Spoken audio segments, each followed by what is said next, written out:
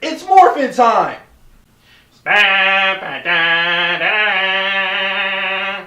That's right, folks. Power Rangers is here, so let's hit it. Welcome to the Kaiba Show.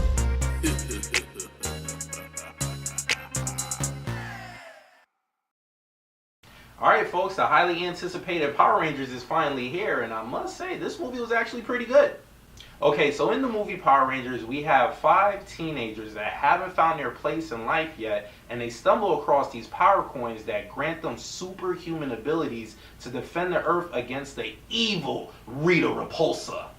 Alright, folks, so let's talk about how surprisingly good this movie was. There were scenes in there that I think any true Power Rangers fan would love and appreciate what they brought to the table. There was one scene in there where he finally say it's morphin' time, and I was like, woo! The little inner child in me just came out. And there was a scene in there where they actually threw in the original Go-Go Power Rangers theme song.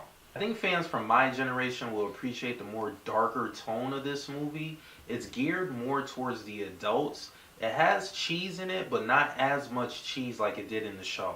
So let's talk about what worked for the movie. Okay, so what stood out the most to me with this movie is the pace of the story. It allowed for great character development amongst the teenagers because we see them go from not liking one another to becoming this tight family unit to take out the evil forces of Rita Repulsa. And for the most part, the acting was pretty much dead on with this movie. I felt like everyone brought something to the table, and I think most fans will agree with me that Billy stole the show.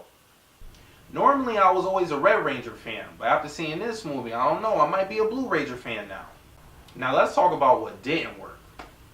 So I didn't really care for the design of the putties. They were too big and bulky for me. They almost reminded me of the Thing from the Fantastic Four. I needed them to be more humanoid like in the TV show.